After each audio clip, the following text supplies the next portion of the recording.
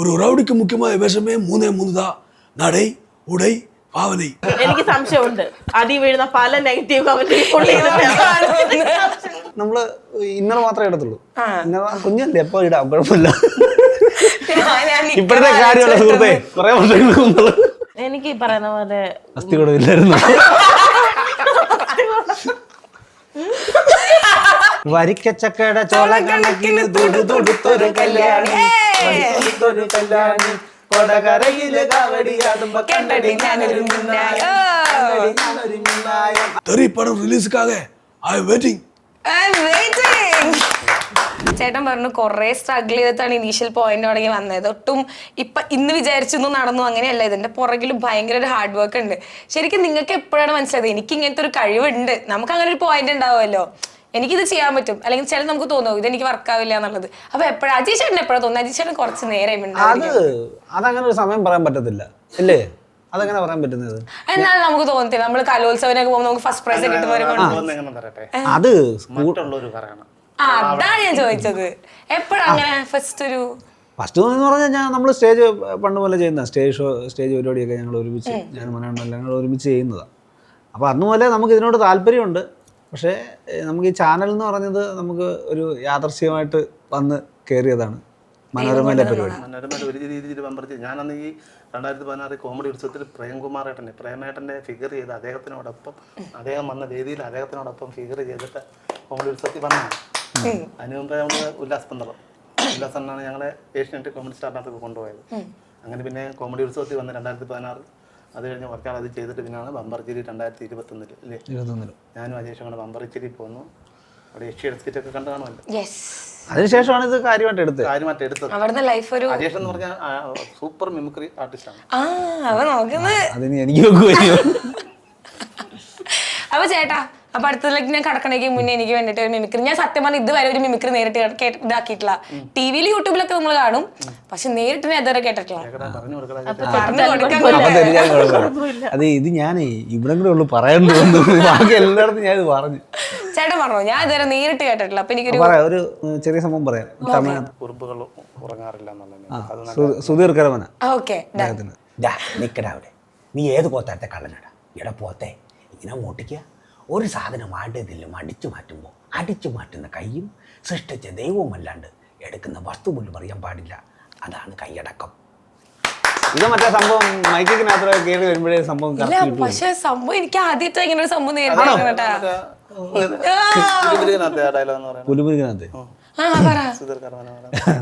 അതാണ് ഏറ്റവും കൂടുതൽ ശ്രദ്ധിക്കപ്പെട്ടത്. ഞാൻ കണ്ണടച്ചിരുന്ന് കേട്ടോ. ബസീറേ, ജല്ല പറഞ്ഞ ഡാഡി കായ് തരൂല്ലെന്ന്. ഇപ്പൊ എന്തായി? കായ് കയറിക്കുന്നിടത്ത് കായ് വന്ന കണ്ടാ നീ. ഇനി നമ്മുടെ തമിഴ് ചേട്ടന് ഞാൻ ഒരു ഷോ ഇവിടെ ചെയ്യിപ്പിച്ചോണ്ടിരിക്കട്ടാ.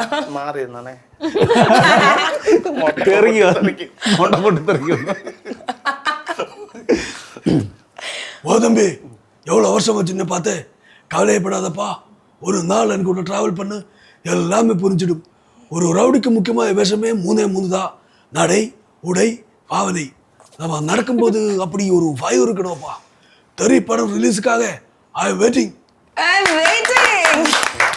ഇത് കുറച്ചുകൂടെ ലൗഡായിട്ട് പറഞ്ഞത്. എനിക്കിപ്പം വേദിയിലൊക്കെ അവതരിപ്പിക്കുന്നതാണ്. പക്ഷെ ഞാൻ എനിക്ക് ഫസ്റ്റ് എക്സ്പീരിയൻസ് മറക്കൂല ചേട്ടാ. Thank you. ഇത് സംപ്രേഷണ ജീവിതത്തിൽ കഴിയുമോ? ഇവിടുന്ന് കൈയടിച്ച് വിട്ടിട്ടൊക്കെ നോ, നമ്മൾ ഹൈലൈറ്റ്സിൽ കൊടുക്കോ ചേട്ടാ? എനിക്ക് ഞാൻ മിമിക്രി ചെയ്യാറില്ല. അങ്ങനെ എനിക്ക് സത്യം പറയാം, എനിക്ക് മിമിക്രി ചെയ്തില്ല. ഞാൻ മോശം കൊണ്ടുവന്നില്ലല്ലോ ഇല്ലല്ലേ? അങ്ങനെയുള്ള ഇൻസ്ട്രുമെന്റ്സ് ഒക്കെ വായിക്കും. പഠിച്ചതൊന്നുമല്ല, നന്നായിട്ട് വായിക്കും. മൃദംഗം വായിക്കും. പാട്ട് പാടത്തില്ലെന്നാ? മൃദംഗമൊക്കെ വായിച്ചിട്ട് പാട്ട് പാടൂലെന്നാ? ഞാൻ കൂടെ പാടാം, നമുക്ക് ഒരുമിച്ച്. നമുക്ക് ചേട്ടൻ തുടങ്ങും ഒരു നാടൻ പാട്ട്, നമുക്ക് നമുക്ക് എല്ലാവർക്കും പാടാം. എന്റെ കൂടെ പാടിക്കഴിഞ്ഞാ തുടങ്ങ്. ഞാൻ എനിക്ക് പാടാറിഞ്ഞിട്ടൊന്നുമില്ല. ഇതൊക്കെ ഓണത്തിന് അപ്പടാ നമ്മൾ പൊളിക്കുന്നത്. പാടും. അതേപോലെ ഞാനൊരു കാര്യം പറഞ്ഞു, ഞങ്ങളുടെ ഈ കഴിഞ്ഞ സ്കിറ്റിനകത്ത് ഒരു ചൊല്ല് പറഞ്ഞത്, പൂ പൂ തെറ്റിപ്പൂ. ഏതാണ് കഴിഞ്ഞ? അത് വേണ്ട, അത് ടെലികാസ്റ്റിന് ഞങ്ങളുടെ പാട്ടിന്റെ നിലവാരം അറിയാൻ പറ്റുന്ന നമുക്കൊരു നാടൻ പാട്ട് ചേട്ടൻ കണ്ടറിയാട്ടാ. തുടങ്ങിക്കോ, ഞാനും കൂടെ പാടാം. വരിക്കച്ചക്കയുടെ ചോള കണക്കിന് തുടുതുടുത്തൊരു കല്യാണി, കൊടകരയില് കാവടിയാടുമ്പോ കണ്ടടി ഞാനൊരു മിന്നായം. ഞാനൊരു മിന്നായം. വഴിക്ക് ചക്കട ചോള കണക്കിന് തുടുത്തൊടുത്തൊരു കല്യാണി. കൊടകരയില് കാവടിയാടുമ്പോ കണ്ടടി ഞാനൊരു മിന്നായം. ചാട്ടുള്ളി മുന്നത്തുള്ള തുളയ്ക്കണ മൂർച്ചയുള്ളൊരു നോട്ടമാ, മൂർച്ചയുള്ളൊരു നോട്ടമാ. ഇടികുടുങ്ങണ നെഞ്ചിലടി, ഇടികുടുങ്ങണ നെഞ്ചിലടി. ഇതാണ് പാടാറിയില്ല പറഞ്ഞത്. വെള്ളത്തിപ്പാട്ടും വെള്ളത്തിപ്പൂട്ടും ഒക്കെ ആണ്. ഇത് പാടാറിയില്ല എന്നാണെങ്കിൽ ഞാൻ എന്ത് പറയണം? ഞാൻ പാടാൻ പാടിയത് ഇടയ്ക്ക് വെച്ചൊക്കെ എന്തൊക്കെ വരികിട്ടൊക്കെ വേവിച്ച് നിന്നോ പഠിപ്പിച്ച് നിന്നോ. ഞാൻ ആലോചിച്ചേ, ഞാൻ വിചാരിച്ച പാട്ടല്ല നിങ്ങൾ പാടിയത്, അർത്ഥം വേറെ ഞാൻ പറഞ്ഞത്. ഭയങ്കര ഞാൻ ഭയങ്കര സുമി ചേച്ചി പാടണുണ്ടാ? എന്റെ പൊന്നുമോളെ, എന്റെ മുമ്പിൽ വന്നിട്ട് പാടാണ്ട കാര്യങ്ങൾ പോവോ? ഞാൻ കൂടെ അപ്പൊ പാടാൻ നിക്കല്ലേ? ഞാൻ ശ്രമിക്കുന്നുണ്ട്. സുമേ പാടൊക്കെ എന്താ പാടണുണ്ടാ? എന്നോടുള്ള എല്ലാം മതേ പോകും. ഒറ്റയടിക്ക്. സുമിയുടെ പ്രത്യേകത എന്ന് പറഞ്ഞു കഴിഞ്ഞാൽ പാട്ട് പാടുക അല്ല മിമിക്രിയോ അങ്ങനൊന്നുമല്ല. ആവശ്യപ്പെട്ട് മലയാളത്തിലേക്ക് കയറി വന്നൊരു വനിതാ കോമഡി വനിതാ രത്നമാണ്, നമ്മുടെ തങ്കമാണ്. ലളിത ചേച്ചി, കാൽപ്പന ചേച്ചി, സുകുമാരി ചേച്ചി എല്ലാം നിറഞ്ഞു തുളുമ്പുന്ന അഭിപ്രായമാണ് സുമിക്ക് കിട്ടിക്കാൻ വരാൻ നിൽക്കുക വീട്ടിലായപ്പോൾ. എനിക്ക് സംശയമുണ്ട്, അതി വീഴുന്ന പല നെഗറ്റീവ് കമന്റ്. അല്ല സുമിയാണ് ഒരു സ്കിറ്റ് കഴിഞ്ഞാൽ സുമിക്കാണ് അവിടെ പ്രാധാന്യം. സുമേഷ് കരയണാണോ? വിഷമമുണ്ടോ മനോട്ടോ? നമ്മളെപ്പോഴും എന്ന് പറഞ്ഞാൽ നമ്മളെപ്പോഴും ഒരു സാധനം ഇങ്ങനെ അടച്ചു വെച്ച് കഴിഞ്ഞാൽ ചിലപ്പോൾ അതിന് വില കിട്ടത്തില്ല. നടക്കൊരു സാധനം കൊടുക്കത്തില്ല. അതുകൊണ്ട് തന്നെ നിങ്ങൾ ഈ നടക്ക് സർക്കസ് കൂടാരത്തിന് നടക്കൊരു തൂണില്ലെന്നുണ്ടെങ്കിൽ അതിന് അതാണ് ഞങ്ങൾ ചേച്ചി കരയണതാണോ? അല്ലല്ല, എനിക്ക് ഞാൻ ചിരിച്ചാലും എന്റെ കണ്ണി ഞാൻ വിചാരിച്ചു ഇമോഷണൽ ആയതായിരിക്കും. അതാ നടുക്ക് പിടിച്ചിരുത്തിയില്ലയോ? അതെ, ലൈറ്റ് എല്ലാം അടിക്കട്ടെ എന്ന് വിചാരിച്ചു. നമ്മൾ വിചാരിച്ചു രണ്ടുപേരും ഇത്ര സ്ട്രോങ് പില്ലേഴ്സ് ആയിട്ട് അപ്പുറത്ത് കൊണ്ട് ഇരുത്തി ചേച്ചിക്ക് ഒരു ധൈര്യത്തിന് വേണ്ടിട്ട്. അപ്പൊ ഇവരുടെ വായന ഇങ്ങനെ കേൾക്കുമ്പോ തോന്നുന്നുണ്ട് വഴക്കുണ്ടാകാറുണ്ട്. വഴക്കൊക്കെ ഉണ്ടാവില്ലേ? കൊട്ട് വഴക്ക് ഈ കഴിഞ്ഞിടയ്ക്ക് നടന്നായിരുന്നു. അടിയല്ലാത്തല്ല അടിയായിട്ട് ഞാനും സുമി എല്ലാം വഴക്കിടും. എന്നാലേ അതിനകത്തൊരു സ്ട്രോങ്. അതൊരു സഹോദരങ്ങൾ തമ്മിലുള്ള വഴക്കേട്ട് സഹോദരങ്ങളല്ല, നമ്മളെ ഈ ജയിലിലൊക്കെ പിടിച്ചെടുക്കും. കുറെ അടുത്ത ആളൊക്കെ വരുമ്പോ ഒരു അടിയൊക്കെ ഉണ്ട്. കഴിഞ്ഞ വഴക്കിന്ന് എല്ലാവരും ഓടി വന്നു. സീനായിരുന്നില്ല അത്ര. ഞാൻ വിചാരിച്ച സൗന്ദര്യം നല്ല സൗന്ദര്യം, നല്ല സൗന്ദര്യമുണ്ട്, നല്ല പിണക്കമുണ്ട്. ഇപ്പൊ ഈ പറഞ്ഞ പോലെ നിങ്ങൾക്ക് കുറെ കയ്യടികളൊക്കെ കിട്ടുന്നുണ്ടാവില്ലേ ഇപ്പൊ നമ്മുടെ സ്റ്റേജ് ഷോസ് ചെയ്യുമ്പോഴാണെങ്കിലും പ്രോഗ്രാംസ് ചെയ്യുമ്പോഴാണെങ്കിലൊക്കെ. പക്ഷെ നമുക്ക് ആദ്യമായിട്ട് നമ്മൾ റെക്കഗ്നൈസ് ചെയ്ത് നിങ്ങൾക്ക് ആ കഴിവുണ്ട് എന്ന് പറഞ്ഞ് നമുക്ക് വേണ്ടി കൈയടിച്ച ഒരു സംഭവം നമ്മുടെ ഉള്ളിൽ ഉണ്ടാവത്തില്ലേ? ആ ഒരു മെമ്മറി ആയിട്ട് നമുക്ക് ഭയങ്കരമായിട്ട് ഉണ്ടാവത്തില്ലേ? അപ്പൊ ശരിക്കും നിങ്ങളുടെ ലൈഫിൽ ആ ഒരു ഫസ്റ്റ് ഓർമ്മയുള്ള ഒരു കയ്യടി അത്, അല്ലെങ്കിൽ ഒരു നമുക്കൊരു കോൺഫിഡൻസ് തന്നൊരു കയ്യടി ആരുടെയായിരുന്നു? ഇനി ഞാൻ ഇച്ചിരി സൈക്ലോ എന്തായിരുന്നത് പറഞ്ഞു. അച്ഛന്റെ കയ്യടിയായിരുന്നു. സീരിയസ്ലി അതിങ്ങനെയല്ലേ അടിച്ച പുള്ളി?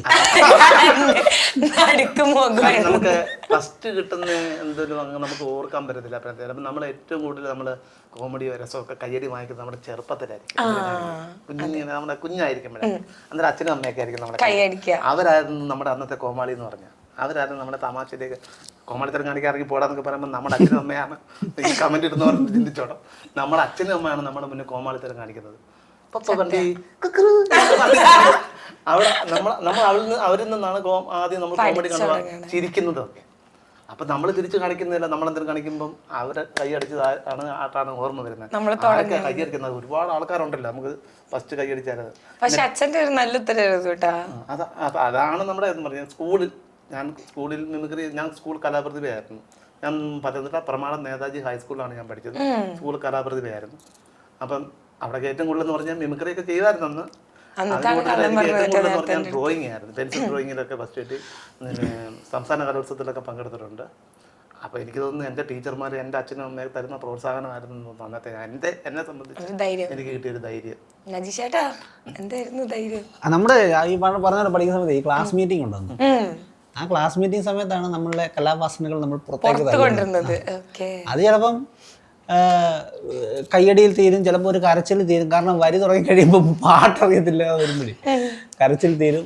അതാണ് നമ്മുടെ കലാജീവിതത്തിന്റെ ആദ്യത്തെ എക്സ്പീരിയൻസ് എന്ന് പറഞ്ഞത്. മാസത്തിൽ ഒരു വെള്ളിയാഴ്ച ക്ലാസ് മീറ്റിംഗ് ഉണ്ട്. ഇന്നുണ്ടോ എനിക്കറിയത്തില്ല, ഇന്ന് കാണുമായിരിക്കും. ഒരു ക്ലാസ്സിൽ പാട്ട് പാടാൻ പറ്റുന്ന ആൾക്കാരെല്ലാം അന്നേരം ഉച്ച കഴിഞ്ഞിട്ട് ഒരു ക്ലാസ് മീറ്റിംഗ്, ഒരു ചെറിയൊരു കലോത്സവം നമ്മുടെ ഓരോ ക്ലാസ്സിൽ നടക്കും. എല്ലാ ആഴ്ച ഉണ്ടാവും. എല്ലാവരും പാട്ട് പാടും, ഇല്ലടാ മിമിക്രി, അങ്ങനെയുള്ള മിമിക്രി ഒക്കെ വളരെ കുറവാണ്, പാട്ടും ഒക്കെ ഉണ്ട് സാധനം. എനിക്ക് ഭയങ്കര കൈഡി കിട്ടിയ ഒരു ഐറ്റം ഉണ്ട്. ഞാൻ LP സ്കൂളിൽ പഠിച്ചോണ്ടിരിക്കുന്നത് ഫാൻസി ഡ്രസ്സിനായിരുന്നു അസ്ഥികൂടം. അസ്ഥികൂടം എന്ന് പറഞ്ഞാൽ ദേഹം മൊത്തം നമ്മള് ഇന്നർ മാത്രമേ ഇടത്തുള്ളൂ. ഇന്നർ കുഞ്ഞല്ലേ എപ്പോ ഇടാം, കുഴപ്പമില്ല. ഇപ്പോഴത്തെ കാര്യമുള്ള സുഹൃത്തെ കുറെ വർഷങ്ങൾക്ക് മുമ്പ് ചേട്ടന്റെ നിക്കറാലേ ചിത്രകൂടം വളർന്നിട്ട് എന്നിട്ട് കരി തേക്കും, കറുത്ത കരി അരച്ച് കുഴമ്പ് പരുവത്തിലൊക്കെ ദേഹം മൊത്തം തേക്കും. എന്നിട്ട് വെള്ള ഉണങ്ങി കഴിയുമ്പോൾ വെള്ള പെയിന്റ് വെച്ച് വരയ്ക്കും. എന്നിട്ട് വയറിങ്ങനെ അകത്തോട്ട് ചുക്കി പിടിക്കും. ചുക്കുക്കാന്ന് പറഞ്ഞാൽ ഞങ്ങളുടെ നാട്ടിലൊക്കെ പറഞ്ഞാൽ ചുക്ക് എന്ന് പറഞ്ഞാൽ നിങ്ങൾ ചുക്കാന്ന് പിടിച്ചു. എന്നിട്ട് ഇങ്ങനെ ഇങ്ങനെ ആടും. ഭയങ്കര ഐഡിയായിരുന്നു, അതായിരുന്നു. അതുകൊണ്ട് ഞാൻ ജില്ല വരെ പോയി, സംസ്ഥാനത്ത് വരെ പോയി.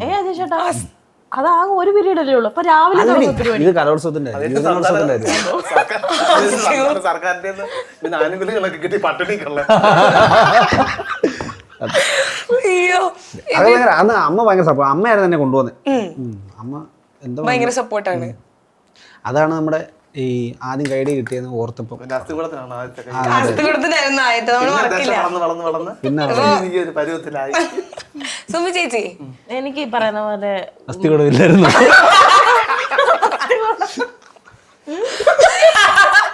ചേച്ചിയുടെ എക്സ്പ്രഷൻസ് കൊള്ളാം. ഈ സ്കൂളില് പോയിട്ടില്ല, കണ്ട ഗ്യാപ്പ് കൊടുക്കും. ഇതുപോലെ ഞങ്ങൾ അവിടെ അപ്പൊ കൗണ്ടർ എളുപ്പമായിരിക്കും. സ്കൂളിൽ ഇങ്ങനെ കലാപരമായിട്ടുള്ള ഇതിലൊന്നും ഞാൻ പങ്കെടുത്തിട്ടില്ല. പിന്നെ എൻ്റെ അമ്മ ആർട്ടിസ്റ്റ് ആയിരുന്നു. ഫസ്റ്റ് നമ്മുടെ അർജുൻ സാറിന്റെ ഇപ്പൊ ഷോ ചെയ്യുന്ന സാറിന്റെ കോമഡി സർക്കസ് എന്ന് പറയുന്ന ഷോയിൽ കൂടെ ഞാൻ വന്നത്. അന്ന് അമ്മ തന്നെ പറഞ്ഞു കൊണ്ടുപോകത്തില്ല എന്ന്. കാരണം അമ്മ കണ്ടിട്ടില്ല. മനസ്സിലായിട്ടൊരു ഇറക്കാനുള്ളൊരു പേടി. അവിടുന്ന് പന്തളത്ത് നിന്ന് ഇങ്ങ് വരെ വന്ന് നാണം കിടണ്ടല്ലോ എന്ന് വിചാരിച്ച് അമ്മ പറഞ്ഞു വേണ്ടാന്ന് പറഞ്ഞു. അന്നത്തെ ആ സാമ്പത്തിക സ്ഥിതിയൊക്കെ അങ്ങനെ ആയിരുന്നു. വെറുതെ വണ്ടിക്കൂലി കൊടുത്ത് ഇവിടെ വരാൻ. അങ്ങനെ ഫസ്റ്റ് ഓഡിഷൻ കഴിഞ്ഞപ്പോൾ സെലക്ട് ആയി. സെക്കൻഡ് ഓഡിഷനും എങ്ങനെയൊക്കെയോ അങ്ങ് തട്ടുപിടി. പക്ഷെ ഒരു എപ്പിസോഡേ എനിക്കതിൽ ചെയ്യാൻ പറ്റുള്ളൂ. ആ മികവ് കാരണം ഫസ്റ്റ് എലിമിനേഷനിൽ ഞാൻ പോയി. അല്ല വണ്ടിക്കൂലിക്ക് പൈസ അത് ചേച്ചി വാങ്ങിച്ചിട്ടേ പോയുള്ളൂ. സാർ ഇപ്പോഴും അവിടെ സപ്പോർട്ട് ചെയ്യുന്നുണ്ടെന്നുള്ള. അത് കഴിഞ്ഞിട്ടാണ് പിന്നെ ബമ്പർച്ചിരിയിൽ ഞാൻ വരുന്നത്. പലർക്കും ബമ്പർച്ചിരിയാണ് ഞാൻ വന്നതെന്നാണ്. പക്ഷെ തുടക്കമായി എനിക്കും ബമ്പർച്ചിരിയിലെ തുടങ്ങിയെന്നാ വിചാരിച്ചിട്ടുണ്ടായിരുന്നത്. ഇപ്പൊ ഈ പറഞ്ഞ പോലെ നിങ്ങൾ ചെറുപ്പത്തിലെ കാര്യം പറഞ്ഞുകൊണ്ട് ഞാൻ ഒരു കാര്യം ചെയ്യും. ഇപ്പം നമുക്കിങ്ങനെ ഒരു കഴിവ് അങ്ങനത്തെ കലാവാസനയൊക്കെ ഉണ്ടെങ്കിൽ നമ്മുടെ വീട്ടിലെ കാര്യങ്ങളൊക്കെ വരുമ്പോൾ നമ്മുടെ അപ്പനും അമ്മയൊക്കെ വിളിച്ചിട്ട് നമ്മൾ നിർത്തിയിട്ട് ഇങ്ങനെ പറയൂലേ അത് ഇത് ചെയ്യുന്നൊക്കെ. അപ്പൊ അങ്ങനത്തെ ഓർമ്മകളൊക്കെ ഉണ്ടോ? ഉണ്ട്. വരുമ്പോ ആൾക്കാർക്ക് വീട്ടിലോട്ട് വരുമ്പോ അച്ഛനമ്മ പറ അത് എഴുതിയുടെ കാപ്പി അനത്തറ കടയിൽ പോയി പാല് മാറ്റം. അതല്ല, പാട്ട് പാട്, ഡാൻസ് കളിക്കും, ഇതുപോലെ മിമിക്രി ചെയ്യും. കഴിഞ്ഞാൽ മൂടും. പക്ഷെ വേറെ കാര്യം ഉണ്ടായിരുന്നു. അന്ന് ഇന്നത്തെ കുട്ടികളുടെ ആ ഒരു കാലഘട്ടത്തിലല്ലേ എന്ന് പറഞ്ഞാൽ ഞങ്ങള് സ്വാതന്ത്ര്യത്തിന് മുമ്പുള്ള ആൾക്കാരൊന്നും അല്ല. ഞങ്ങള് പണ്ടത്തെ അന്നത്തെ ആ ചെടിക്കകത്തൂടെ അങ്ങനെ ആ ഒരു കാലഘട്ടത്തിൽ വളർന്നു വന്നാണ്. അന്നൊക്കെ ഞങ്ങൾ ഭയങ്കര ആഘോഷമൊക്കെ ആയിരുന്നു. ഉത്സവമൊക്കെ ഞങ്ങൾ നടത്തുമായിരുന്നു. കൊച്ചുകുട്ടികൾ ഒരു ഉത്സവമൊക്കെ ഞങ്ങൾ നടത്തും. അച്ഛൻ്റെ അമ്മയുടെയൊക്കെ മുണ്ടൊക്കെ കാണാതെ കർട്ടനൊക്കെ വരച്ച് ബാലയൊക്കെ അവതരിപ്പിക്കുകയും അങ്ങനെ. പക്ഷേ ഇപ്പോഴത്തെ കുട്ടികളൊന്നും അങ്ങനെ ചെയ്തിട്ടില്ല. ഞങ്ങൾ അങ്ങനെ ബമ്പർച്ചിരി സ്കിറ്റ് ചെയ്തിട്ടുണ്ട്. ഈ സംഭവം മറ്റേ ചൈൽഡ്ഹുഡ് സംഭവങ്ങൾ കണക്ട് ചെയ്തിട്ടില്ലേ? ഞങ്ങൾ ചെയ്തായിരുന്നു. ഇവൻ ഞാൻ നിങ്ങൾ രണ്ടുപേരും കുഞ്ഞായിട്ടാണ്. അതിനകത്ത് ഞാനും ഉണ്ടായിരുന്നു.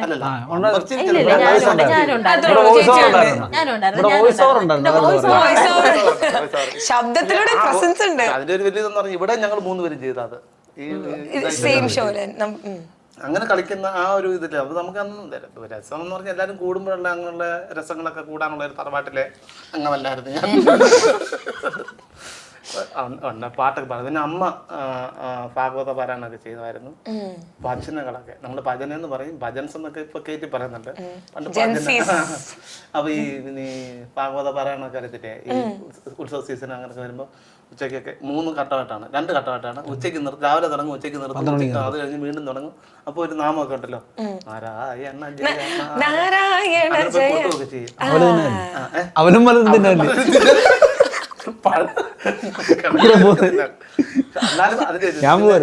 അങ്ങനൊക്കെ ഉള്ള ഭജനയൊക്കെ ആയിട്ട് സന്ധ്യ കഴിഞ്ഞ് നാമം ജപിച്ച് അങ്ങനെയുള്ള ഒരു ഇത് ഇപ്പോഴും ഞങ്ങളെ വീട്ടിൽ തുടരുന്നുണ്ട്. എൻ്റെ മോനെ നമ്മുടെ പണ്ടത്തെ രീതിയിലല്ല, ഇപ്പൊ ഇച്ചിരി ഹൈലൈറ്റ് മാറി, കുറച്ചും കൂടെ മാറിയിട്ട്. പണ്ട് അങ്ങനെ നാമമൊക്കെ ജപിച്ച് എല്ലാവരും കൂടി ഇരുന്ന് കുറെ പാട്ടൊക്കെ പാടി അതായിരുന്നു ഞങ്ങളുടെയൊക്കെ രസം എന്ന് പറഞ്ഞു കഴിഞ്ഞാൽ. അതൊരു golden days of your life. ഇപ്പൊ നമുക്കൊന്നും അങ്ങനത്തെ സംഭവങ്ങൾ എക്സ്പീരിയൻസ് ഉണ്ടാവില്ലല്ലോ. നിങ്ങൾ പറയുന്ന ഒരു കാലഘട്ടം നമുക്ക് വിഷ്വലൈസ് ചെയ്യാനേ ഉള്ളൂ. എന്നെ അന്ന് വീട്ടിലുണ്ടോന്ന് പോലും നിങ്ങൾ അറിയുന്നില്ല, മൊബൈലിനകത്തില്ല എപ്പോ നോക്കിയാലും. ഇപ്പൊ ഏത് സ്പോട്ടിൽ പോയിരുന്നു പറഞ്ഞാലും ഫുഡ് ഓർഡർ ചെയ്ത് ആ സ്പോട്ടിൽ സ്വിഗ്ഗിയിലേക്ക് അങ്ങനല്ല, അമ്മ വീട്ടിൽ നാട്ടിലും പോയി ഞങ്ങൾ പട്ടിണിയാ. അപ്പൊ ഒരു അറ്റാച്ച്മെന്റും കൂടുതലായിരിക്കും. ആണോന്നോ, അമ്മ പോയി കഴിഞ്ഞാൽ അന്നെന്ന് പറഞ്ഞ മൊബൈൽ ഇല്ലാത്ത അമ്മയൊക്കെ എവിടെയും പോയി കഴിഞ്ഞ് വരാൻ താമസിക്കുകയാണെങ്കിൽ കറി ഞാൻ ഇപ്പോഴും കരയും ചേട്ടാ, ഞാൻ ഇപ്പോഴും കരയും. അത് പാപ്പം പാപ്പം നോക്കിയിരുന്ന് കറിയായിരിക്കും. മാപ്പ് നോക്കിയിരുന്നു. പാപ്പം ഞങ്ങൾ പലഹാരത്തിനാണ്. ഓ ഞാൻ വിചാരിച്ചു ഗൂഗിൾ മാപ്പ് ആയിരിക്കും എവിടെ പോയിക്കണേ. പാപ്പം കണക്ട് ചെയ്ത് വെച്ചേക്കും. കാരണം അമ്മയൊക്കെ ചില ഘട്ടങ്ങളിൽ അമ്മയൊക്കെ എവിടെ പോകും, പകൽ എവിടെ പോയിട്ട് വൈകിട്ട് വരുന്ന സാഹചര്യം ഉണ്ട്. അപ്പം പകല് ഞങ്ങൾ ചെയ്യുന്ന പരിപാടികളാണ് പായസം കുടിക്കാനൊക്കെ കുതിയേറ്റ് കഞ്ഞി കുടിച്ചിട്ട് പഞ്ചസാര കലക്കി, കഞ്ഞിക്കകത്ത് പഞ്ചസാര കലക്കി ഞാനും എൻ്റെ ചേട്ടനൊക്കെ ഒരുപാട് ഉണ്ടാക്കിയിട്ട് തിന്നാൻ പേരോട്ട് കുഴിച്ചിട്ടിട്ടുണ്ട് അമ്മ വരുന്നതിന് മുമ്പ്. അതൊക്കെ എന്ന് പറഞ്ഞാൽ പണ്ടത്തെ വിനോദങ്ങളായിരുന്നു. കഞ്ഞിയും കറിയും കളിക്കുക, അതൊക്കെ ചിരട്ടയ്ക്കകത്ത് മാങ്ങയൊക്കെ പൊടിയിട്ട് കഞ്ഞിയും കറി കളിക്കുക, ചിരട്ട കൊണ്ട് മറ്റേ മണ്ണപ്പം ഉണ്ടാക്കുക. കാലഘട്ടമില്ല അങ്ങനെ പറഞ്ഞു. ഇല്ല, ഞാൻ കഞ്ഞിവെള്ളം അല്ല, ഞാൻ തൈരിനകത്താ. ഞങ്ങളുടെ കഞ്ഞിവെള്ളത്തിൽ നിന്ന് ഞങ്ങള് കുറച്ചുകൂടി ഇങ്ങോട്ട് വന്നത് കുറച്ചും കൂടെ ഫോർവേഡ് വന്നു. അപ്പൊ ഇവര് കുറച്ചുകൂടെ പണക്കാരായിരുന്നു. അതെ, ഞങ്ങളുടെ വീട്ടിൽ തൈരൊക്കെ ഉണ്ടായിരുന്നു.